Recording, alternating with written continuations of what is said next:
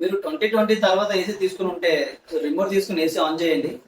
24 degrees లో on అవుతుంది. చాలా ఏసీలకి ఇక 24 degrees అని చెప్పి స్టిక్కర్ కూడా ఉంటుందండి. ఆ స్టిక్కర్ కొన్ని ఏసీలకి ఉంటుంది, అన్ని ఏసీలకి ఉండవు.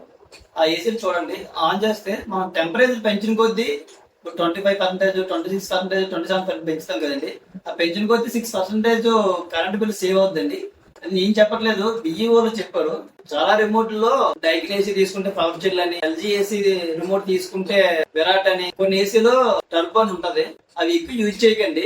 అవి మరీ మనకి ఎమర్జెన్సీ ఎక్కువ కూలింగ్ కావాలనుకున్నప్పుడు మనం అవి ఆన్ చేయాలి. ఈ రిమోట్ లో ఎక్కువ అని ఉంటదండి. ఎక్కువ ఆన్ చేసి మన ఏసీ రన్ చేసుకుంటే చాలా వరకు కరెంట్ బిల్స్ తగ్గుతుందండి. అలాగే అవుట్డోర్ లో చాలా మంది బయట ఎండలో పెడుతున్నారండి. అలా ఎండలో పెట్టినా మనకి కరెంట్ బిల్ ఎక్కువ వస్తుంది. ఎక్కువ శాతం నీళ్ళలో పెట్టుకోండి. నీళ్ళలో పెట్టుకునే అవకాశం లేనప్పుడు బయట పెట్టుకుంటే షట్టర్లు ఉంటాయండి, చిన్న రేక్ టైప్. పవర్ బిల్ చాలా మటుకు సేవ్ అవుతుంది. ఏసీ వేసుకున్నప్పుడు చాలా మంది డోర్స్ కిటికీలు ఓపెన్ లో ఉంచేస్తారండి. అలా ఓపెన్ లో ఉండకూడదు. ఆ డోర్స్ అనేది కిటికీలు అనేది క్లోజ్ లో ఉండాలి. ఎందుకంటే ఓపెన్ లో ఉంటే ఎయిర్ బయటకు వెళ్ళిపోతుంది. చిల్లింగ్ బయటకు వెళ్ళినప్పుడు ఏంటంటే కంప్రెసర్ మీద లోడ్ పడుతుంది. కంప్రెసర్ మీద లోడ్ పడుతుంది. ఆ లోడ్ వల్ల మన కరెంట్ బిల్ చాలా ఎక్కువ వస్తుంది. అందువల్ల మనం ఎప్పుడే ఏసీ రన్ చేసుకోవాలనుకున్నప్పుడు డోర్స్ కానీ కిటికీలు కానీ మనం క్లోజ్ లో ఉంచుకోవాలి. అలాగే సర్వీస్, ఒకవేళ మీకు గర్ల్ ఫ్రెండ్ ఉందనుకోండి, గర్ల్ ఫ్రెండ్ కి ఐస్ క్రీమ్ అని, సినిమాలని, పాప్కార్న్ అని చాలా ఇప్పిస్తారు కదా, పానీపూరి అని. అలాగే ఏసీ కూడా 6 months ఒకసారి మనం సర్వీస్ చేయించుకోవాలండి. వీళ్ళే 2 times సర్వీస్ చేయించుకోవాలి ఏసీ కూడా. అలాగే ప్రాపర్ గా మెస్లు ఉంటాయి కదండి, మెస్లు 2 times మంత్లీ 2 times క్లీన్ చేసుకోవాలండి. ఆ మెస్ కూడా ఎలా క్లీన్ చేయాలంటే, ఇప్పుడు మనకి పొడుగు మెస్ ఉంటుంది కదండి, అది మనం అరిగిపోయిందని పారేస్తాం కదా, ఆ బెస్ట్ తో మనం క్లీన్ చేస్తే క్లీన్ అయిపోద్దండి. తర్వాత మనం వాటర్ తో క్లీన్ చేసుకొని వాటర్ అంతా డ్రై అయిపోయిన తర్వాత మెస్ మనం పెట్టించుకోవచ్చండి. అలాగే మంత్లీ 2 times చేయించుకోవాలి మెస్ లో. రెగ్యులర్ గా సర్వీస్ చేయించుకుంటే ఏమవుతుందంటే ఏసీ ప్రాపర్ గా పనిచేస్తుందండి.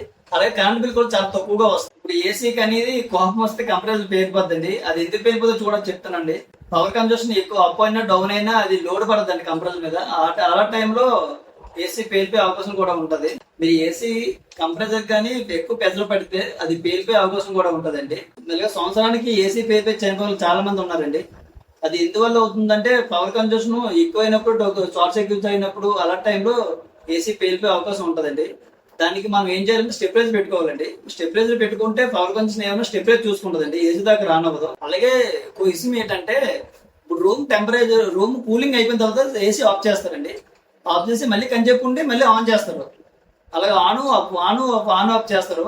అలాంటి చేసినప్పుడు కూడా కంప్రెసర్ మీద లోడ్ పడుతుందండి. అలా చేయకూడదు.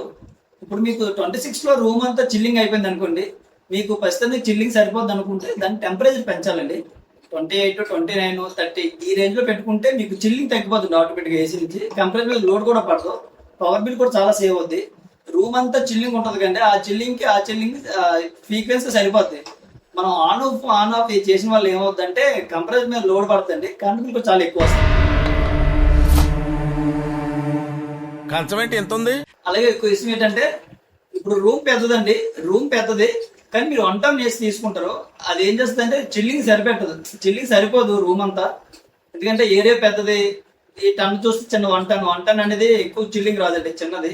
కంప్రెసర్ మీద లోడ్ పడుతుంది. ఆ టైంలో కూడా మనకి కరెంట్ బిల్ ఎక్కువ వస్తుంది. చాలా మంది చిన్న డౌట్ ఉంటుందండి, ఏసీ రన్ చేసుకున్నప్పుడు మనం ఫ్యాన్ వేసుకోవచ్చా వేసుకోకూడదని. ఫ్యాన్ వేసుకోవచ్చండి. ఇప్పుడు ఏసీ రన్ చేసి 26 లో రన్ చేసుకుంటారు కదా, ఆన్ చేస్తుంది ఏసీ. ఇప్పుడు మనం ఫ్యాన్ వేసి 1లో 2లో స్పీడ్ లో పెట్టుకుంటే కూలింగ్ అంతా రూమ్ అంతా స్ప్రెడ్ అవుతుందండి. అలా వేసుకున్న చాలా మట్టుకి కరెంట్ బిల్ సేవ్ అవుద్ది. ఎందుకంటే బేగా రూమ్ అంతా స్ప్రెడ్ అవుతుందండి చిల్లింగ్ అంతా. అప్పుడు కంప్రెసర్ మీద కూడా లోడ్ తగ్గుతుంది. చాలా మంది ఇచ్చిన డౌట్ ఉంటుందండి, 3 star ఏసీ తీసుకోవాలి 5 star ఏసీ తీసుకోవాలనుకుని. 3 star కంటే 5 star ఏసీ తీసుకుంటే కరెంట్ బిల్ చాలా తగ్గుతుందండి. కానీ అన్ని ఏరియాలకి పనికిరాదండి అది, కొన్ని ఏరియాలకేనండి. ఎలాగంటే ఇప్పుడు ఆఫీస్ వర్క్లు ఉంటాయి కదండి, ఆఫీస్ పర్పస్ గా అదే కంటిన్యూగా ఏసీ రన్ అవుతుందండి. అలాంటప్పుడు 5 star తీసుకోండి. మామూలుగా మన ఇండివిజువల్ హౌస్ కార్లకి అయితే 3 star సరిపోద్దండి. పవర్ కన్జంప్షన్ అంతా 12% ఉంటుందండి. మేబీ 300-400 డిఫరెన్స్ ఉంటుందండి 3 star 5 star పవర్ కన్జంప్షన్ అయిపోతుంది. ఇప్పుడు మన రెగ్యులర్ ఆఫీస్ అనుకోండి, అది కంటిన్యూ తిరుగుతుంటుంది కనుక మనం దాన్ని 5 star ప్రిపేర్ చేయాలి. మామూలు ఇండివిజువల్ హౌస్కి అయితే 3 star సరిపోద్దండి. అలాగే ఇప్పుడు మన ఒక రూమ్ లో ఎలక్ట్రికల్ వస్తువులు ఎక్కువ ఉంటాయి కదండి, ఫ్రిడ్జ్ అనగా, వాషింగ్ మెషిన్ అనగా, తర్వాత ల్యాప్టాప్ అనగా, ఇవన్నీ హీట్ ని ఎక్స్పోర్ట్ చేస్తాయి కదండి. ఆ టైంలో కూడా మనకి రూమ్ లో కూలింగ్ కావాలని చాలా టైం పడుతుంది. అలాగే ఏసీ మీద లోడ్ పడుతుంది. ఎందుకంటే ఆ హీట్ ని మ్యాచింగ్ చేసుకోవాలి. అందువల్ల ఎలక్ట్రికల్ ఐటమ్స్ ఏమైనా ఎక్కువగా ఉండగా చూసుకోండి ఆ ఏసీ ఉన్న రూమ్ లో. ఏసీ టెక్నీషియన్ గా నా ఎక్స్పీరియన్స్ చెప్పానండి. ఈ వీడియో మీ ఫ్రెండ్స్ కానీ ఫ్యామిలీ మెంబర్స్ షేర్ చేయండి. అలాగే చాలా మంది వీడియో చూస్తున్నారు కానీ లైక్ చేయట్లేదు. లైక్ చేసి ఛానల్ సబ్స్క్రైబ్ చేసుకోండి ఫ్రెండ్స్.